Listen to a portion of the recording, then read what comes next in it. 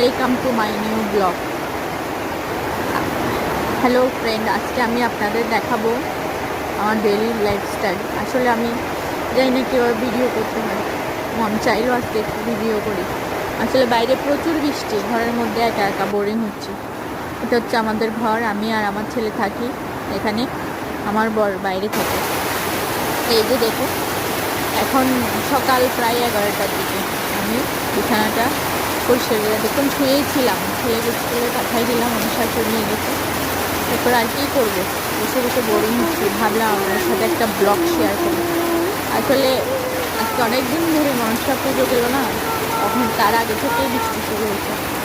আসলে বাইরেও যেতে পারতেছি না, দোকানেও যাইতে পারতেছি না, কী করবো ভাবতেছি। আসলে বাসায় তো তেমন জিনিসপত্র নাই, কী রান্না করব, কী করব, কী খাবো, আসলে বুঝতেই পারছি না।